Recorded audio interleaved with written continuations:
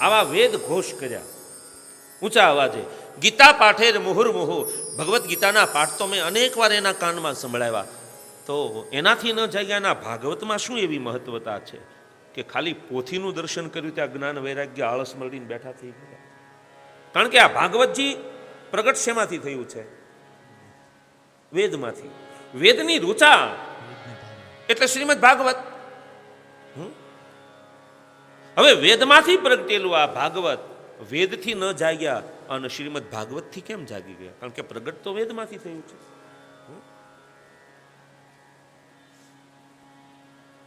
પ્રશ્ન કર્યો દેવર્ષિએ કે હે સનત કુમારો, આ કઈ રીતે શક્ય બન્યું? ત્યારે સનત કુમારોએ હસતા હસતા કહ્યું, દેવર્ષિ દ્રષ્ટાંત આપું કે હા, સત્યનારાયણની કથા કરવી હોય, ભગવાન માટે પ્રસાદ બનાવવો હોય, શીરો બનાવવો હોય, ઘરમાં ઘી ન હોય તો શીરો કેમ બનાવવો? તો કોઈ ડાયો માણસ આવીને એમ કહે કે ભાઈ એક કામ કરો ને, શું દૂધ નાખીને પછી શીરો બનાવો. તો દૂધથી શીરો બને? બને? ન બને. આપણે કહીએ ભાઈ દૂધે ન બન્યો, તો કે ભાઈ ઘી શેમાંથી બન્યું? દૂધમાંથી જ બન્યું ને. ઘી આવ્યું શેમાંથી? કારણ કે એનો અર્થ એ થાય કે ક્યાંક ને ક્યાંક દૂધની અંદર સૂક્ષ્મ અંશે ઘી રહેલું છે, તો જ દૂધમાંથી ઘી નીકળે ને. પરંતુ જેમ દૂધે શીરો ન બને, ઘીથી જ બને.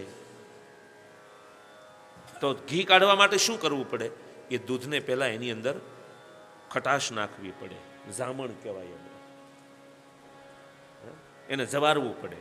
એનું દહીં બને, પછી દહીંને મથવું પડે. પછી એમાં માખણ હોય, આમ હળવે હળવે માટલામાંથી લઈ અને પછી પાછું વલોવવાનું, વળી પાછું બીજી વાર કાઢવાનું, વળી પાછું 3 વાર, અને પછી માખણ કાઢી અને પછી એ માખણે શીરો ન બને તો એને તપેલીમાં મૂકી અને ગરમ કરવું પડે. એનામાં રહેલું જે કંઈક અમુક તત્વ હોય એ બળી જાય અને પછી એને ગાળી લેવાનું, એમાં ઓલું કીટું નીકળે એ કાઢી નાખવાનું, પછી ઘી બને. અને પછી એ ઘીથી આપણે સત્યનારાયણ ભગવાનને પ્રસાદનો શીરો બનાવી શકીએ. દૂધથી શીરો બને નહીં, ઘીથી જ બને. એમ ભલે શ્રીમદ ભાગવત વેદમાંથી નીકળ્યું હોય, પણ વેદથી અમુક વસ્તુ ન થાય એ શ્રીમદ ભાગવતથી શક્ય છે. આપણે ભગવાનને દીવો કરવો છે, તેલ નથી, ઘી નથી, તો દૂધે દીવો ન થાય.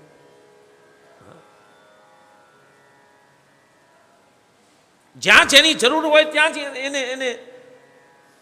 એનો યુઝ કરાય, એને વપરાય. માથાની ટેબ્લેટ પેટના દુખાવામાં ન હાલે, નહીંતર એ દવા જ છે ને, એને શું કહેવાય? ટેબ્લેટ કહેવાય, દવા જ કહેવાય. પરંતુ જે જગ્યાએ જે દર્દમાં જે દવા અપાતી હોય ત્યાં જ અપાય. અને કદાચ અવળી દવા આવે તો રિએક્શન આવે, નહીતર બને બધી એક જ કંપનીમાં. એમાં નીચે કંપનીનું નામ એક જ, બરાબર ને દીપકભાઈ? એમ જ હોય ને, મેડિકલ તમે ચલાવો છો એટલે.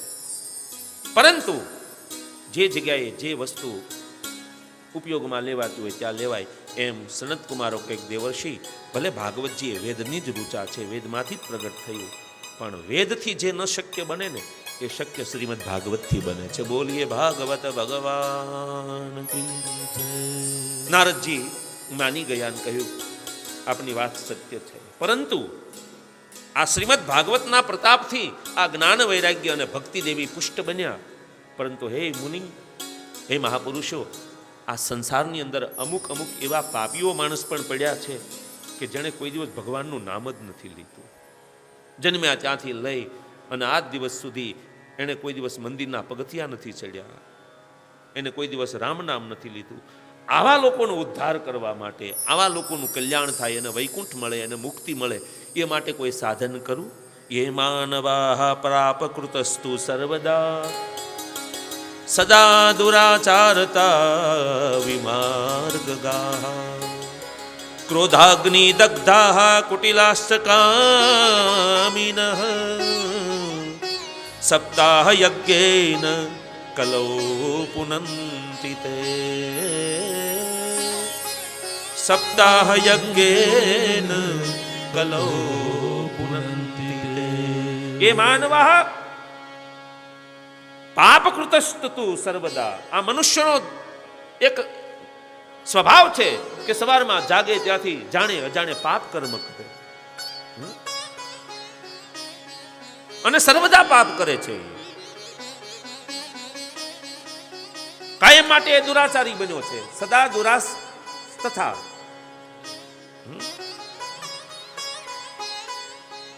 ક્રોધની અગ્નિમાં સળગી રહ્યો છે. ક્રોધાગ્નિ દગ્ધાહા. કામી છે, વાસનાગ્રસ્ત છે, લોભી છે. આવા પાપી માણસનું કલ્યાણ કઈ રીતે થઈ શકે? શું આ સપ્તાહ યજ્ઞ કલો પુનંતિ તે?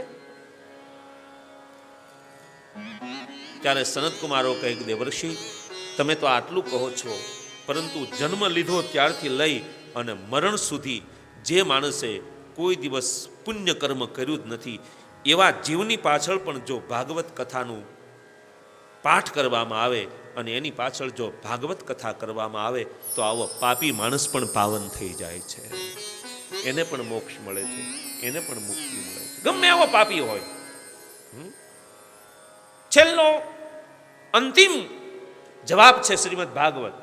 નારાયણ બલિથી જે તૃપ્ત ન થાય, ચંડી પાઠથી જે તૃપ્તિ ન મળે, છેલ્લે ભાગવત કથામૃત છે.